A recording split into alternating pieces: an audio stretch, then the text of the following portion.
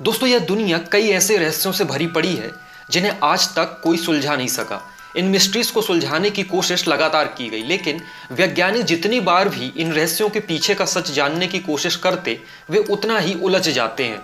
आज हम आपको ऐसे ही कुछ रहस्यमयी बातों को बताने जा रहे हैं जो आज भी रहस्य बनी हुई है। साल 2003 में चिली के एटाकोमा मरुस्थल में 6 इंच का कंकाल पाया गया था। सिर्फ 6 इंच का मानव कंकाल।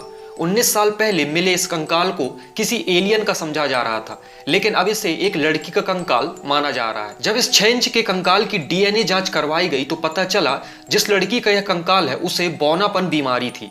यूएफओ स्पेशलिस्ट का मानना है कि यह कंकाल बड़ा विचित्र था। बाद में साइंटिस्ट द्वारा किए गए पिछले 5 रिसर्च के नतीजों से साफ हुआ कि यह 6 इंच का कंकाल एक बच्ची का था जिसकी मौत आज से 44 साल पहले हो चुकी थी।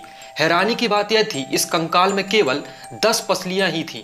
आमतौर पर मानव शरीर में 12 पसलियों के 2 सेट होते हैं। गैरी नेलोन का मानना है कि किसी औरत ने एक ऐसी विचित्र बच्ची को जन्म दिया होगा जो बौनेपन की वजह से विकसित नहीं हो पाई। इतना कुछ रिसर्च होने के बावजूद भी लड़की की खोपड़ी एक रहस्य बनी हुई है।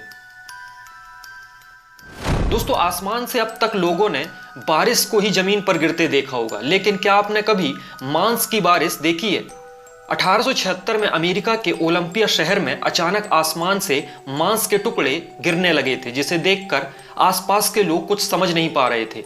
आखिर यह कैसे संभव है? यह मांस के टुकड़े लगभग 5 मिनट तक गिरते रहे। कुछ लोगों ने इन टुकड़ों को बटोरना शुरू कर दिया। वहां के लोगों ने जब इस मांस को खाया तो उन्हें यह भालू का मांस लगा, जबकि इन टुकड़ों की जांच करने के बाद पता चला कि ये टुकड़े घोड़े के हैं। बहुत से वैज्ञानिकों का कहना है शायद यह एक तरह का बैक्टीरिया था जो बादलों में जमा हो गया था और बारिश के समय आसमान से गिरा।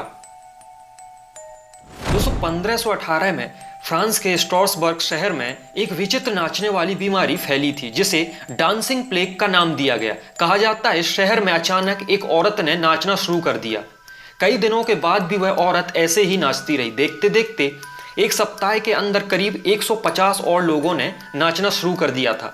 उस समय लोगों को लगा कि इस बीमारी का इलाज भी दिन रात नाचने से ही होगा, जिसके चलते उन लोगों को अलग कर एक हॉल में ले जाया गया था। उस हॉल में बांसुरी और ड्रम बजाने वालों की व्यवस्था भी की गई थी, लेकिन कुछ दिनों के भीतर ही लोगों ने दम तोड़ना शुरू कर दिया।